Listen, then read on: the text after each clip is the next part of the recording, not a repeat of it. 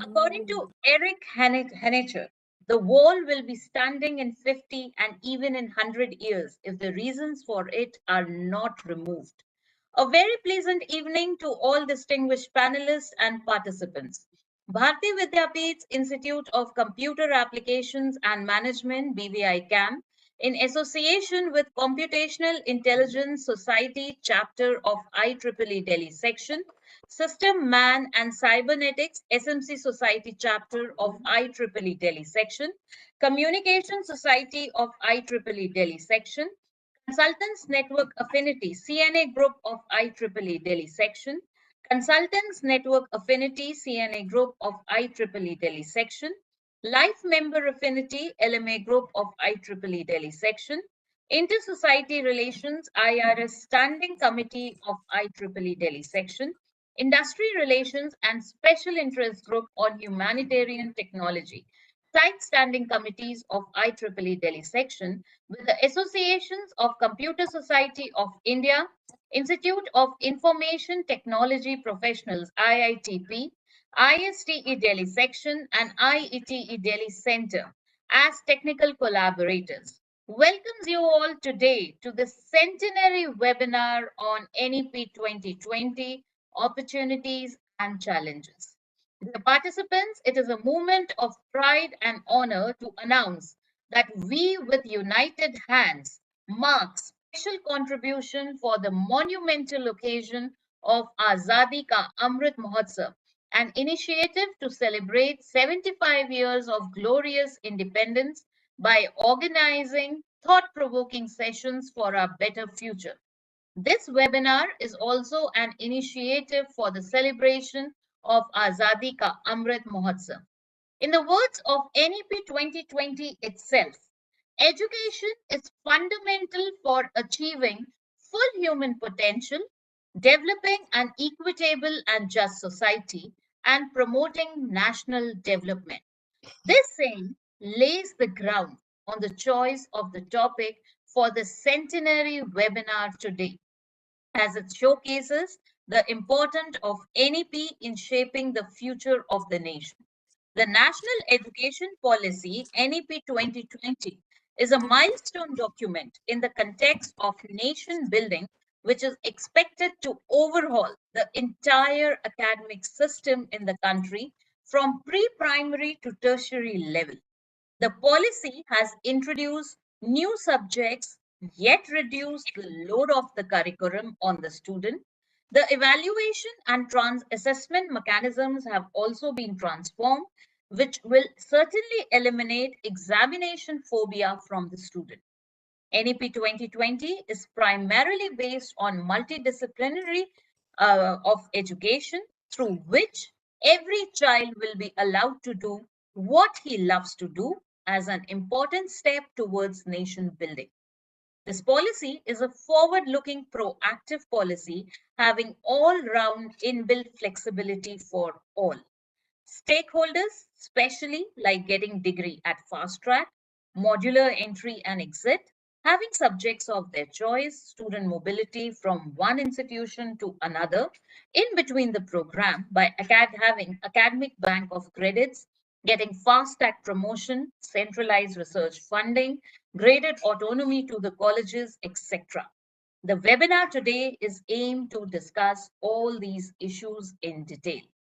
I would first take this opportunity to welcome amongst us our distinguished panelists for the day. I would first like to welcome. We are privileged to have amongst us a galaxy of experts amongst us. I would first request Professor Dr. Damandev Sood to welcome all the participants. Dr. Sood, with over 37 years of experience in the industry and over 18 years in the resilience domain, is a certified international and corporate trainer with over 10,000 hours of training and teaching experience. In his professional journey with different corporates like TCS, Zansa, Continuity, Resilience, City Innovate, Sir has played various senior and executive roles like principal consultant, group head, practice head, COO, CIO, VP, board member, etc. Currently, Sir is working with EY as Program Director, Operational Resilience. He has traveled, worked in over 20 countries all over the world, and is also a speaker and author of 3 books. The fourth is already underway. Sir has served various clients in various sectors from government, pharma, media, trading, etc.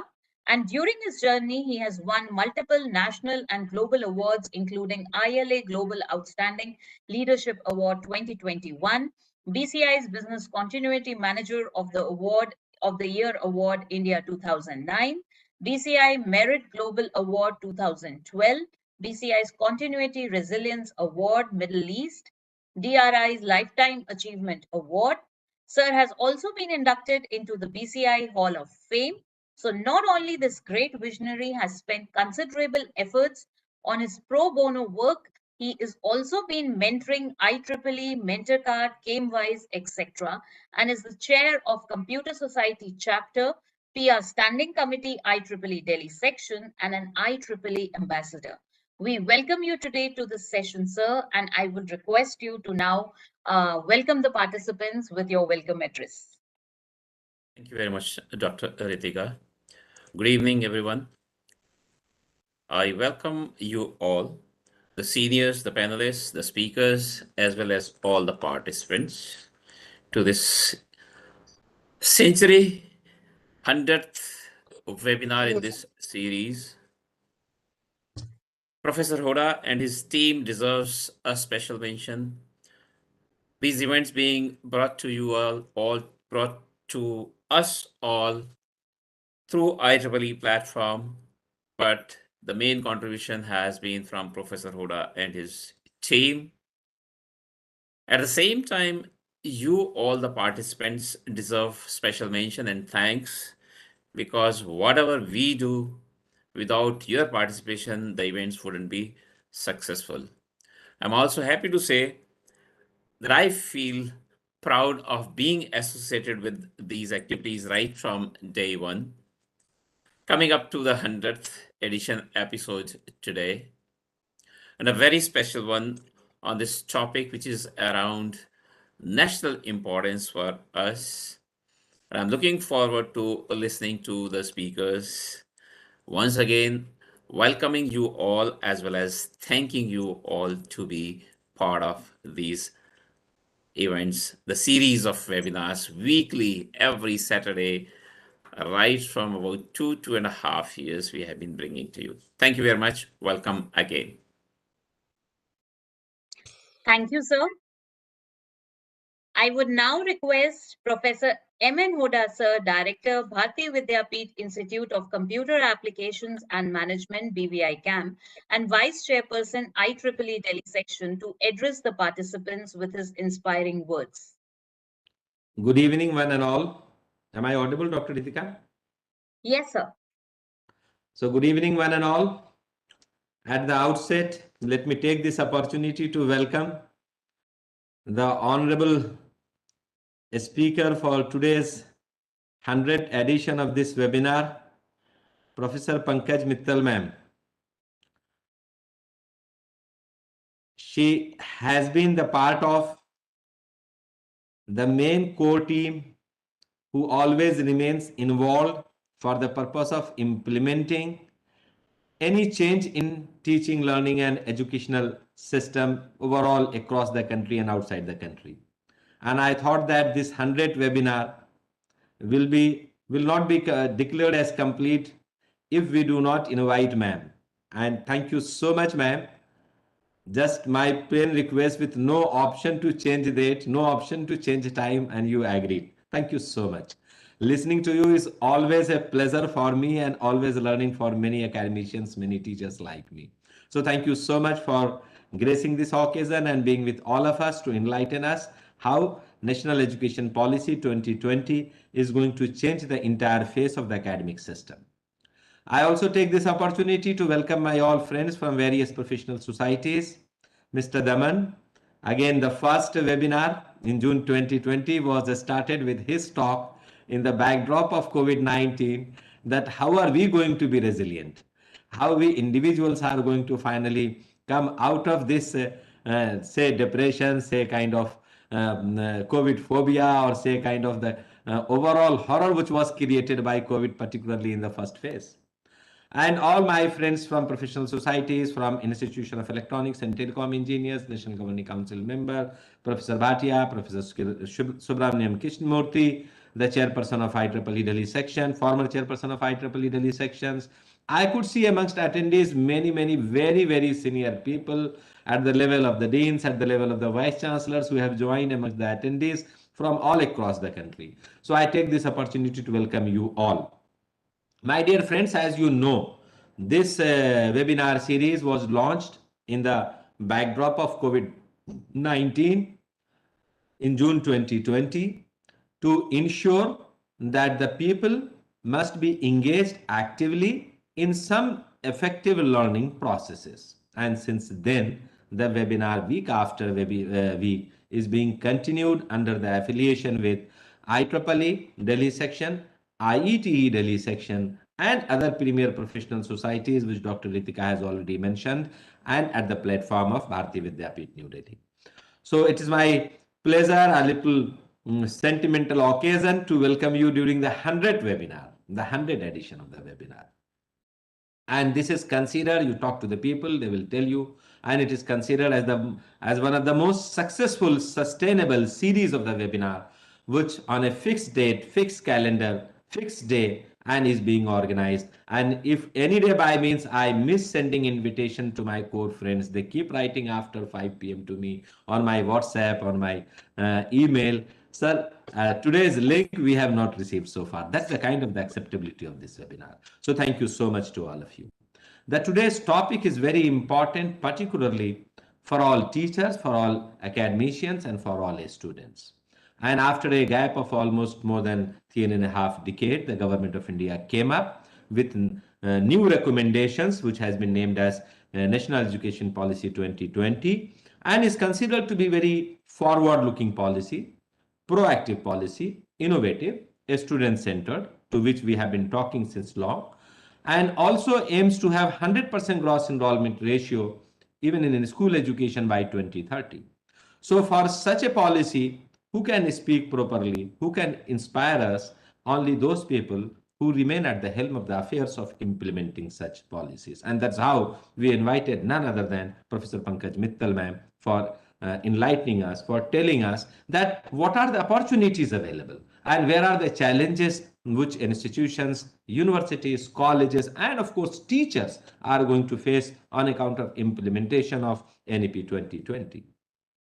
The concept of multi-entry, multi-exit system, MEME, with the help of, again, the Academic Bank of Credits, where the students are going to be allowed the mobility from X institution to Y institution, probably exactly in the same way, the way mobile number portability, MNP, is being implemented.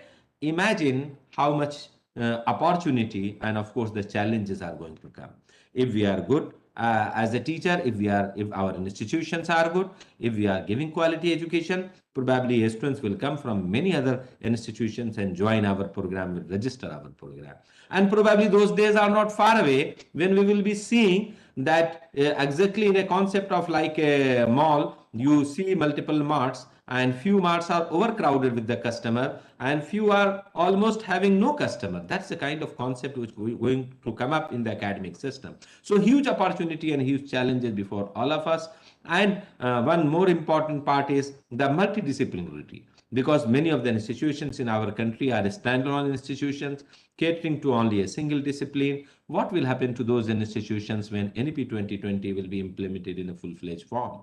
So how exactly, as an institution, as a teacher, as a student, we can derive maximum possible benefit out of this? And even the standalone institution, how can they get maximum benefit? How can they collaborate with other institutions, declare themselves maybe a clustered institution, or how can they derive maximum benefits, again for the purpose that at the center of this entire process, entire changes the students. And that's how I keep on saying that whatever is, let's accept changes always in a positive way, in a proactive way. और इसीलिए मैं हमेशा कहता हूं कि इंसान घर बदलता है, लिबास बदलता है। इंसान घर बदलता है, लिबास बदलता है, रिश्ते बदलता है, दोस्त बदलता है, फिर भी परेशान क्यों रहता है? क्योंकि हम अपने आप को नहीं बदलते। And that's how a great poet Ghalib said that उम्र भर गालिब यही भूल करता रहा, उम्र भर गालिब यही भूल करता रहा, धूल चेहरे पे थी और मैं आईना साफ करता रहा। When I keep on attending many sessions on NEP, people keep on talking. This may be a disaster. This may create this problem. This may create that problem. So today's topic has been kept keeping in that into the mind, that opportunities and challenges. And when there are challenges, certainly every challenge comes with the opportunity as well. So probably we teachers have to dedicate, have to commit ourselves, have to gear up, have to re-skill, have to change our approach to ensure that how and in which best possible manner the opportunities can be availed and can be passed on to the institution, and particularly for the benefit of the students. Then only we will be relevant in the changing ecosystem. Else, the changing ecosystem, if we do not gear up ourselves, the changing ecosystem will change us. And that's how the motto of this webinar and the motto of Bharatiya Vidyapit is also that यही है जुनून मेरा, यही है शौक मेरा, यही है जुनून मेरा, यही है शौक मेरा, चिराग वहां जला दें जहां है अंधेरा। तो जहां एनईपी के बारे में कंफ्यूजन एम्बिग्युइटी हो रही है, वहां हम मैम को बुलाकर वो चिराग जलाएं जिस चिराग से कंफ्यूजन दूर हो और स्टूडेंट्स के इंटरेस्ट में हम काम करें। अगर हम स्टूडेंट्स के इंटरेस्ट में काम कर रहे हैं, then probably we are also addressing to the concerns of the academic system as well, because entire academic system is for the students, of the students, and by the students. That we all have to understand. So thank you so much. And at the end, would like to say that this webinar series is continued. Many more webinars are already in the pipeline. Few have been announced, few will be announced in next 2-3 days. Those who have not registered for our other webinars, please keep visiting our portal and keep registering, keep attending. And with this note, we'd like to invite the madam कि हम अच्छे से अच्छे काम की हमेशा कोशिश करते हैं, और आप जिस लगन के साथ हमारा प्रोग्राम हमेशा अटेंड करते हैं every Saturday, all participants from various parts of the country and abroad, so senior people keep on waiting. That gives us encouragement, that gives us strength. आप इसी तरीके से हमें स्ट्रेंथ देते रहिए, और हम इसी नोट के साथ कि फूलों की तरह फिर खिलेंगे हम, फूलों की तरह फिर खिलेंगे हम। अगले सैटरडे एक नए टॉपिक के साथ फिर मिलेंगे हम। Thank you so much, wish you all the best, God bless you all. Thank you, sir. I would now welcome amongst us our expert speaker, Dr. Pankaj Mittal, Secretary General, Association of Indian Universities, New Delhi, and former Vice Chancellor, BPS Mahila Vishwavidyalaya, Kanpur, Sonipat, with an e-bouquet. Thank you. Dr. Mrs. Pankaj Mittal, Secretary General of the Association of Indian Universities, AIU, is the second woman Secretary General of the association in its 95 years of existence. Prior to joining AIU, she has been serving the higher education sector, especially university education, for over 3 decades at the apex regulator of higher education, the University Grants Commission of India. Dr. Pankaj Mittal is a Fulbright scholar and has a wide-ranging experience of over 3 decades in higher education in policy planning and management of higher education. Dr. Mittal earlier served as the first regular Vice Chancellor of Bhagat Phool Singh Mahila Vishwavidyalaya, Kanpur, the first rural women university of North India in 2008 at a young age of 44 years, to undertake an onerous task of developing a tiny Gurukul into an institution of repute. Dr. Mittal introduced a series of innovative practices and reforms as the Vice Chancellor of the only rural residential multi-facility women's state university of the country, imparting education to over 7,000 girls from KG till PhD level in a holistic manner. During her stint as the Vice Chancellor, Dr. Mittal transformed the Gurukul into a university, which is now on the international map with collaboration with universities like University of Baltimore, USA, St. Catherine University, USA, Nottingham Trent University, UK, University of Cambridge, Essol, UK, and is frequented by many international experts, teachers, and students. a recipient of many awards and honors. She has also published a number of papers,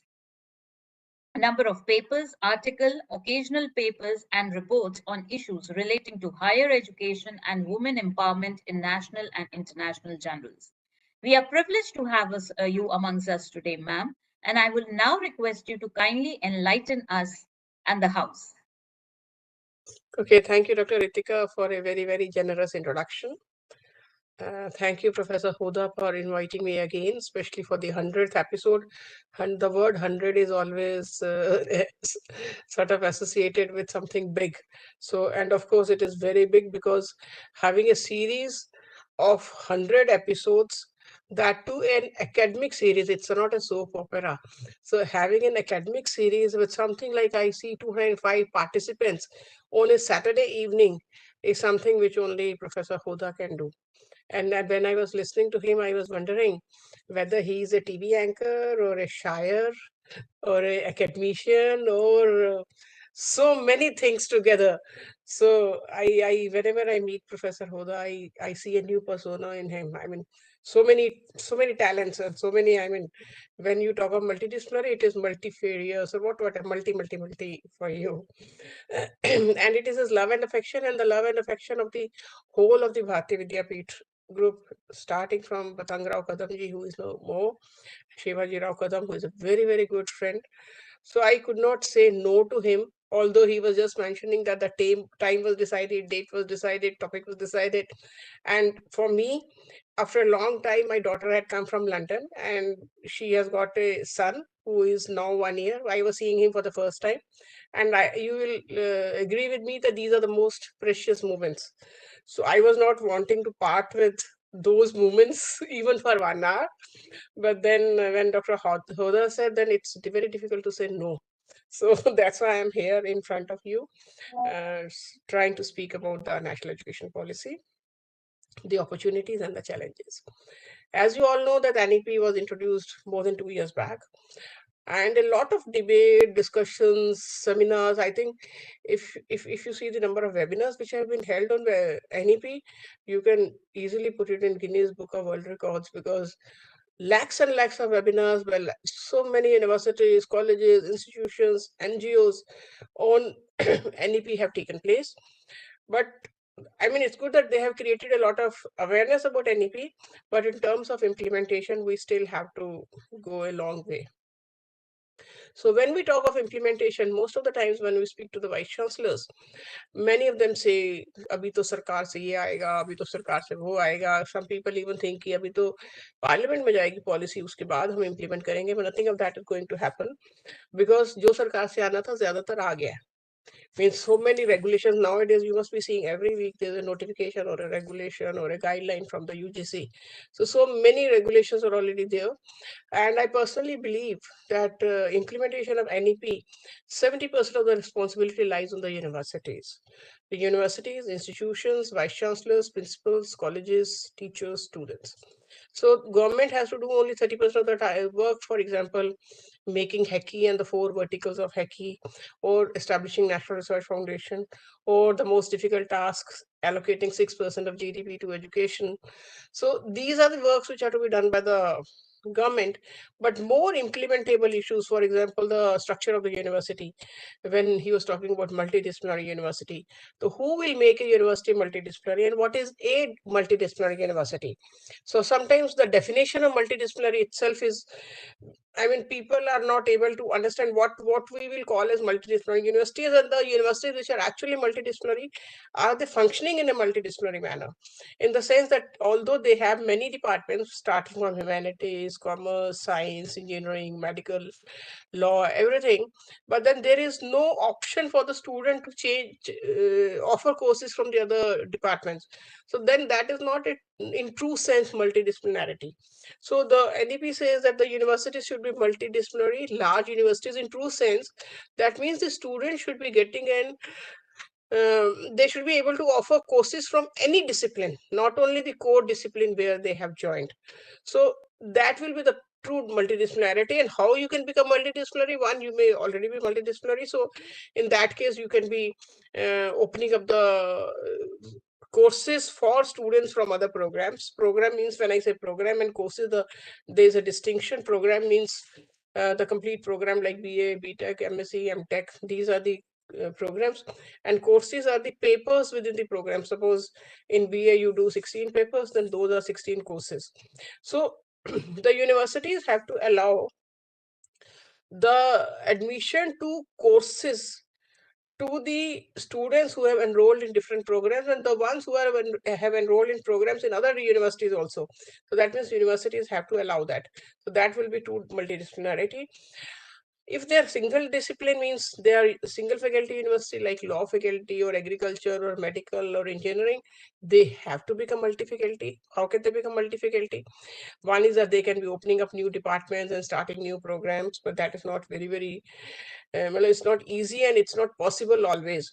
So they can also, what they can also do is they can merge with a multidisciplinary university which is there in the vicinity, or many single faculty universities or institutions can merge together and form a cluster of colleges to become a multidisciplinary university by themselves, or get affiliated to a multidisciplinary university. Of course, the affiliation system is going out in national education policy, but this cluster of colleges, because affiliation system is not going out immediately, it will take say 10-15 years to de-affiliate all the colleges. So in the meantime, there can be a cluster of colleges who can be affiliated to a single university. The degree will be given by the university, and when they are good enough or strong enough or mature enough, then they can declare themselves to be a university through the due process, of course, whether deemed to be university or whatever, or autonomous college. So this is the way the university can become multidisciplinary. So that is about multidisciplinary university. So the NEP talks about restructuring of universities, that is making them multidisciplinary, choosing between whether you want to become a research university or a teaching university. Again, this is a call which the university has to take. They have to decide whether we want to become research or teaching. And how will they decide? They have to see their profile of the university, their location, their teacher profile, their student profile, the industry profile. So many things they have to see, their finances, and then they have to decide whether they want to become a research university or a teaching university. And whatever they choose to be, nothing is wrong. There is nothing wrong in any of them. That based on whatever they want to be, they have to say make an institution development plan accordingly. Means if they want to become a teaching university, what all teaching programs they'll be adding, what will be the employability of those programs, how will they will introduce internship on those programs. And if they want to become a research university, what type of research programs they'll be adding, what type of research projects they want, which agencies they will tap for the research grants, how will they prepare proposals for National Research Foundation. So it depends upon the university. I mean, they have to have the meeting of the board of studies, academic council, and decide what we want to be research or teaching, and then accordingly chalk out the institution development plan. But then the restructuring of program is something which is quite different. Restructuring of programs in the university says that they have to restructure in the manner that 3-year degree programs have to become 4-year degree program, masters has to become 1-year masters, especially if it is after 4-year degree program. PhD admission can be straight away after bachelor's. MPhil has to be disbanded. So many restructuring of programs is there. And one special thing is that because we are talking about the students, one special thing is about the internships. So the policy says that every program in every semester should offer internships to the students. And that again, that's not easy, because right now the internships are offered to the professional programs. I mean, law it is there, engineering is there, management it is there. But in say arts and humanities, commerce students, BA students, BSc students, they don't get any internship opportunities. So the universities have to offer internship opportunities to these students also, so that they can learn by doing. So the policy lays a lot of importance on application part of it, practical part of it, learning by doing, hands-on experience, and all those things. Therefore, the universities have to open an internship bank, and that internship bank has to cater to the students from different disciplines so that the students become employable.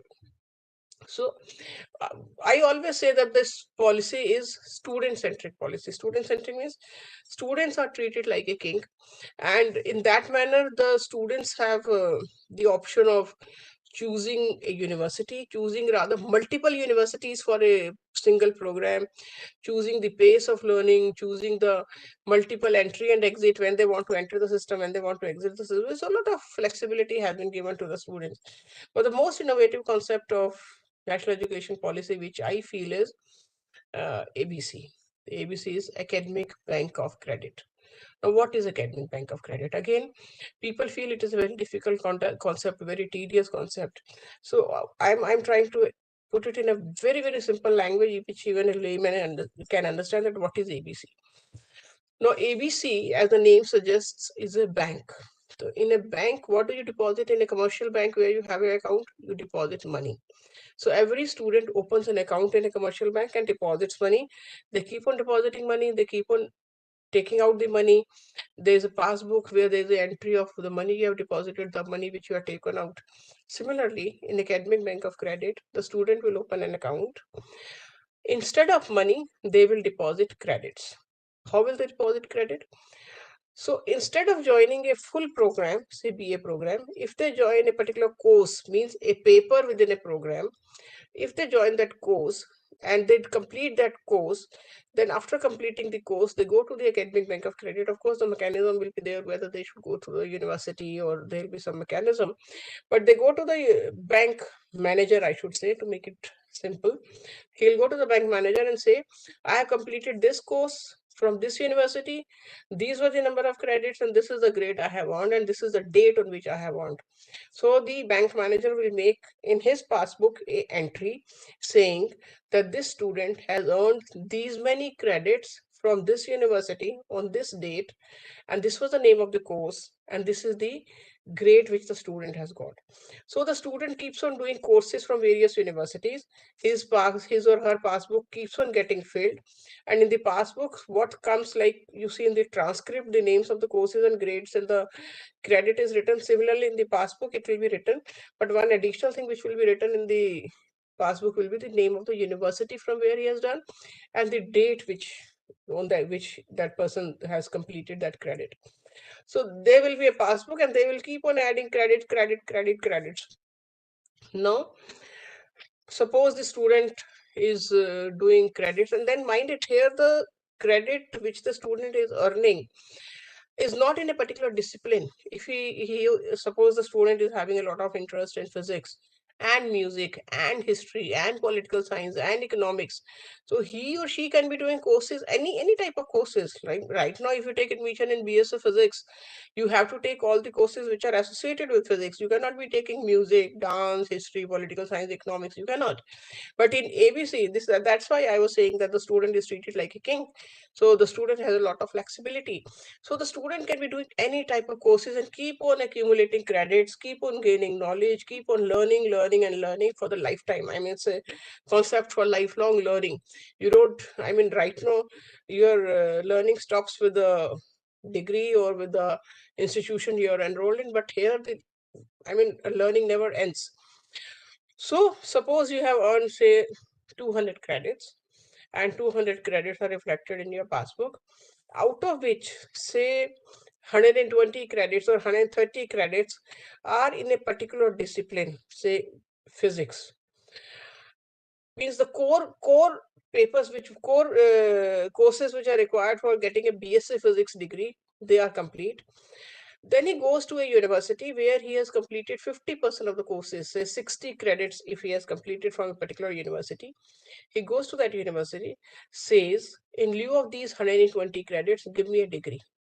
Now that university is a member of ABC, therefore that university will be obliged to give a degree to that student in lieu of those credits which were earned from multiple universities in multiple disciplines, but the core credits in physics were over and 50% of the credits were done from that particular university. So the student will get a BSc Physics degree without formally enrolling for BSc Physics in that particular university, because he has come through the ABC route from the Academic Bank of Credit.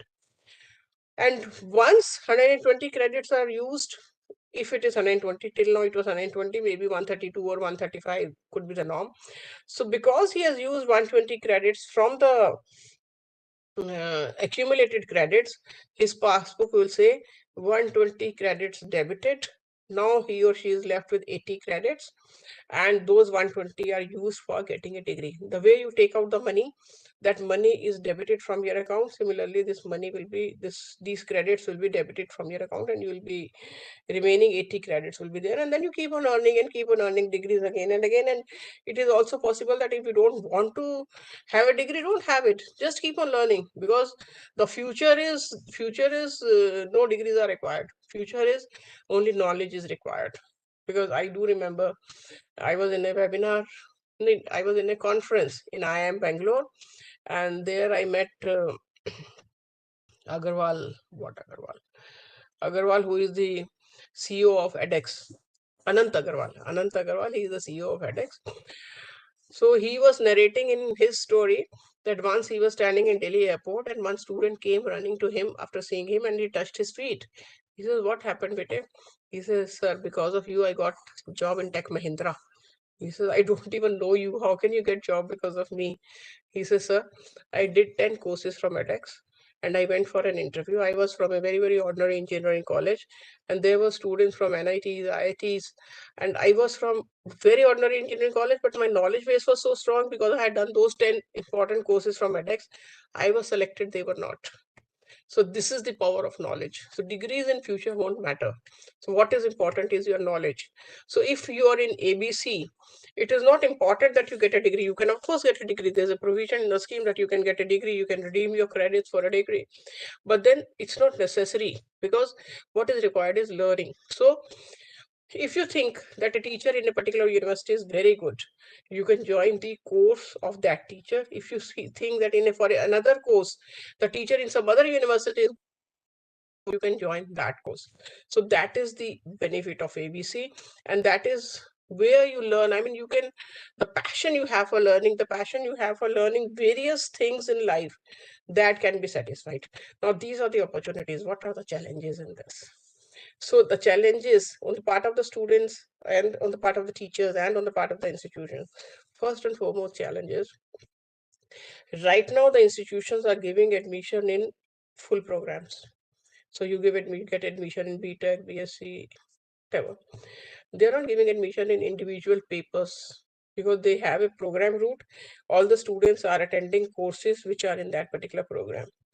So if you really want to implement ABC, merely becoming a member of ABC on the ABC bank or with the UGC or with the MHRD or that MIT will not help. You have to start giving admission in courses, which is not happening right now. So the first and foremost is giving admission in courses. So when you have to give admission in courses, what is the challenge? You already have a program route in which the students are there. So if you want to give admission in courses, you have to increase the seats, either in a online mode or in a face-to-face mode. So that is very important, that how many seats you will create, how much infrastructure you have for creating those seats, whether you can absorb, whether your teacher can absorb or not. So that is the first and foremost challenge. Second challenge is arranging the timetable, because a student, if he or she is attending different courses in different universities, how he or she will manage the timetable, because the timetable of a particular university will be fixed. So that means if a student wants to choose a course simultaneously, 2 3 4 courses, he has to very carefully choose, keeping in mind the timetable of various universities. And maybe some courses can be done in offline mode, some cases can be done in online mode, but the timetable will pose a very, very big problem. Thirdly, earlier, the UGC said that only the A grade universities will be members of ABC, but then there was a lot of hue and cry, and then it was said that all the universities can be a member of ABC. Now, will a A grade university uh, recognize or transfer the credits from a C grade university? No, obviously they'll say no. So the credit transfer will be only one way. One way means A will not accept B or C, but B and C can accept A, or C can accept both B and B can accept A. So the transfer of credits will be one way, because the good universities will say, why should we accept the credits which are of a lower grade university? So that will be the third challenge in the implementation of ABC. Of course, I'm not saying that any of these challenges are unsurmountable. All these challenges can be handled, but these will be the challenges. And then the last and foremost, I mean, very important is which course will be the good course. How will the student know that which course is a good course? There can be a good course in a bad university and a bad course in a good university. So whether the quality of the university will matter or whether the quality of the course will matter, because right now there is no provision. There are program wise accreditations by NBA, but course wise accreditation is still not there. And course wise accreditation is very difficult because the number of courses are so large that even after the, say, establishment of NAC, the course wise accreditation will remain an issue. So therefore, without the course wise accreditation, how will a student know that which course is a good course and which course is not a good course? So how will he or she decide a course? Depending upon the reputation of a teacher. So that means the courses of good teachers will be taken by many students. There will be many takers. So the university will be able to know which teacher is a good teacher or a bad teacher depending upon the popularity of the course which is offered by the teacher. And in future, because nowadays we say it's very difficult to prepare for the future because future itself is uncertain. We don't know the future. Earlier future was known and we could prepare for the future, but right now future is not known. So now the scenario is that a teacher, I will give the example of Lata Mangeshkar. Lata Mangeshkar, in the beginning of her career, she used to sing on a monthly salary. She used to get a monthly salary for which she used to sing many songs. Today, can you even think of a small actor who is working on his monthly salary? No, not at all. They'll say, I'll take the money, say acting wise or film wise or episode wise or song wise, whatever. Can you even think of employing a lawyer on a monthly salary? No. They'll say, I'll take money case wise, rather hearing wise, per appearance, they take the money. Similarly, teachers of the future will not be inclined to work in a single university. They will say, I will work in multiple universities because I am a teacher who is a sought after teacher. So the teachers will start working in multiple universities. And nowadays the technology is so advanced that there's a technology that if I am giving this lecture today right now here, then my hologram can be giving a lecture, similar lecture almost simultaneously in different languages at different places. So the technology is so fast. So therefore, the teacher will say, I will take the money course-wise, lecture-wise. So I don't want a employment in a particular university and get myself tied up. Like the students need autonomy, the teachers also need autonomy. So that will be the future. So the teachers have to be prepared for that the future will be totally different from what we are. Today we are running after employments in a particular institution. I get so many recommendations whenever we want to make any appointment and whenever we are in the selection committee. But in future, there won't be any such thing because the teachers will be saying, we are sought after teachers, people will run after me. Why should I run after anybody? So that future is totally different. So what I want to say is that ABC is the most innovative concept. The opportunities are too many, I mean, especially for the students. But at the same time, challenges are also many. And those challenges, because they are many, they have to be taken care of right now. If right now we don't take care of those challenges, if we don't start giving admission in courses, if we don't start preparing teachers, and then in NAC I had told that ultimately you need to have a course-wise accreditation, otherwise the students will not. I mean, ABC will function only when course-wise accreditation is there. I mean, in true spirit, because then the students will be able to know which course is better, which is not. So this is the concept of ABC, and I feel most innovative concept. The students should be joining the ABC. They should be doing multiple courses, but then we have to travel a long way, and most of the action which is to be taken has to be taken by the universities, by the vice chancellors, by the principals, by the teachers, by taking decisions in their academic councils and accordingly working towards that direction. So with that, I will stop and I will prefer to take questions if there are any. Thank you very much. Thank you.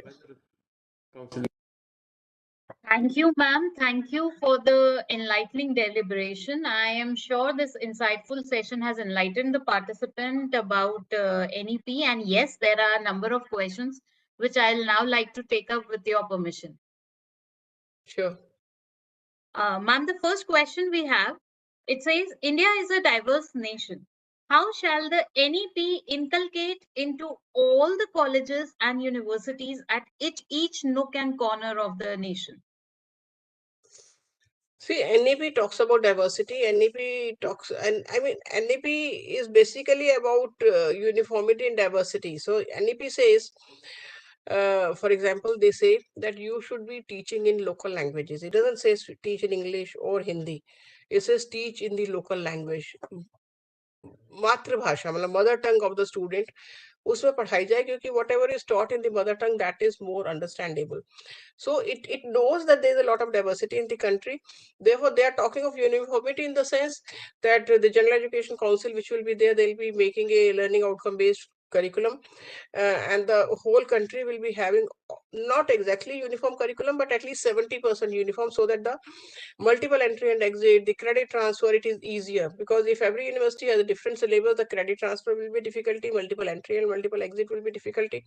So therefore, it is said that there should be uniformity, but up to 70% extent, 30% depending on the local applications, local requirements, that can be changed. But then languages can be whatever the student has studied. Well, in mother tongue they should be teaching.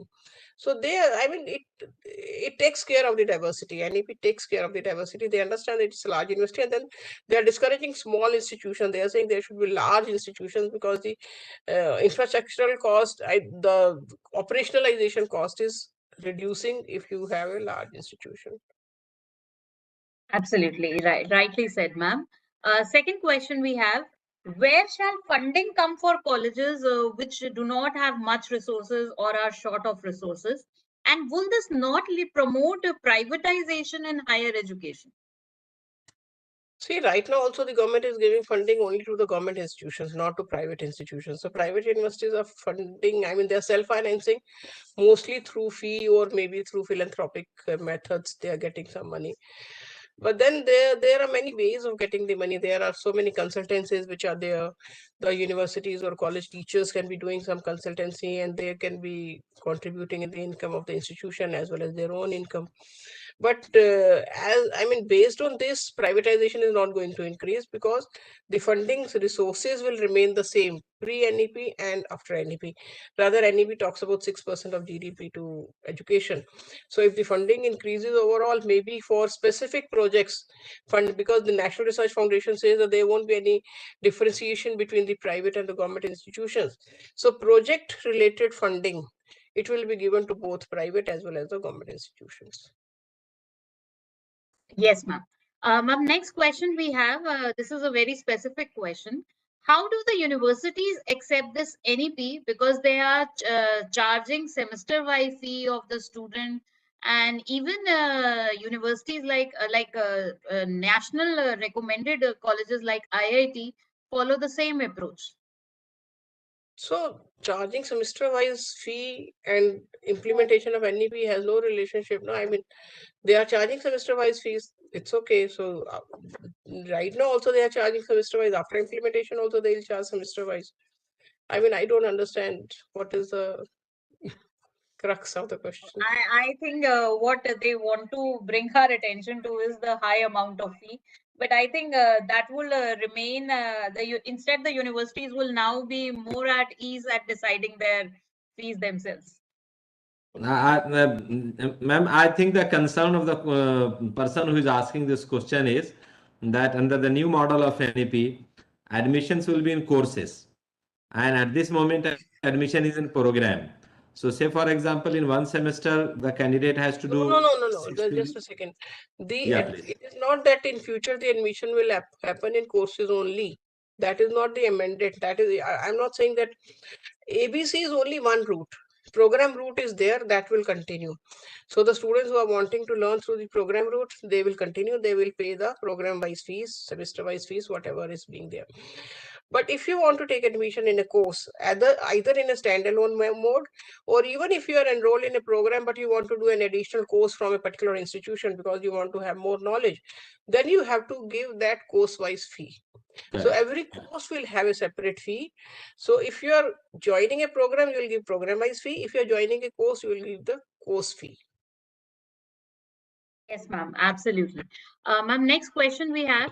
NEP implementation is the biggest challenge can be lack of coordination among the industry, academia, and the NEP policy makers. So, how shall this be overcome, or are there any government efforts being made to overcome this?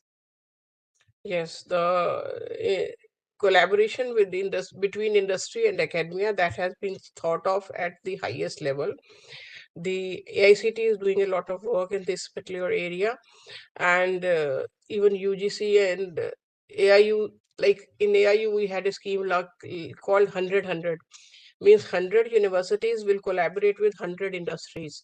So CII was to identify 100 industries and AIU was to identify 100 universities, and then we do the matchmaking depending upon the location and the interest area of each university. So like this, many FICCI is doing, CII is doing, government is doing a lot of. That's why a lot of thrust has been given on internships and learning by doing. So university industry, and then recently the UGC has started a scheme of professor of practice, so that industry experience can come to the universities. They are talking about having industry people in the curriculum formulation committees, so that the curriculum is framed in such a manner that the students are employable.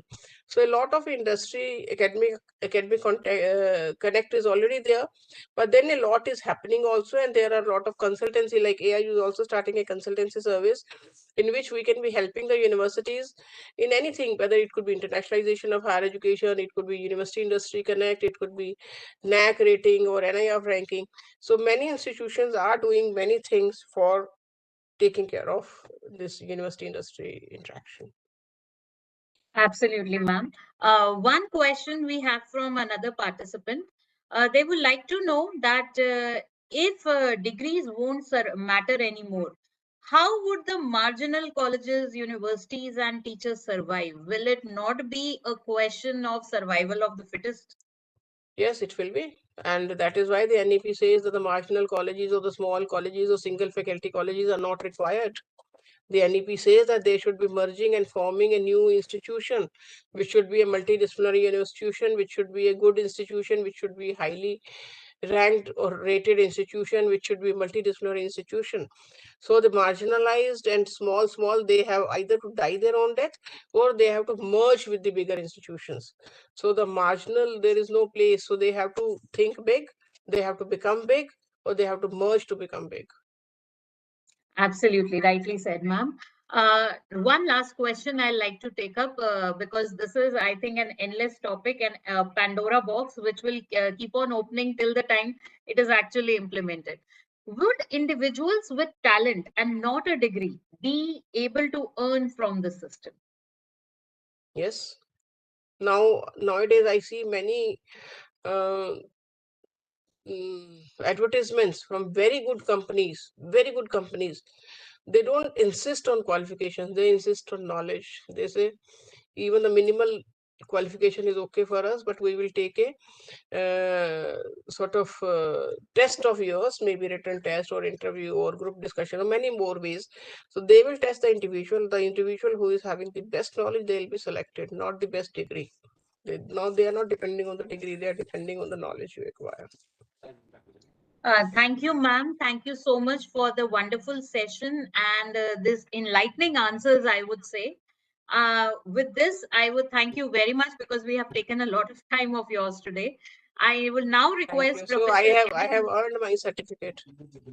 Ma'am, thank you so much. This certificate is not for the purpose of certification, rather just a record for us that for such an interesting and evolving concept of NEP 2020, which probably, according to the IT concept, may be considered as the most disruptive policy which may change the entire business strategy Yes. of academic system. You delivered our 100th webinar. So thank you so much.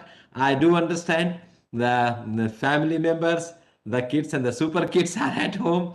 So my apologies to disturb you from being with them, but thank you so much. It is all your Thank honor you. that and your gesture that you never say no to my invitations.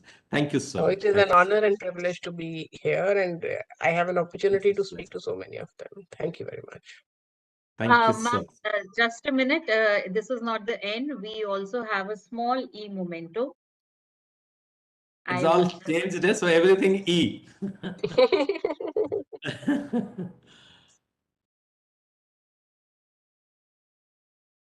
So thank you so much, ma'am. Thank you so much. Thank you. Thank you, Dr. Ritika. Thank you very much. Thank you. Thank you. Thank you. So, dear participants, with this, we come to an end to another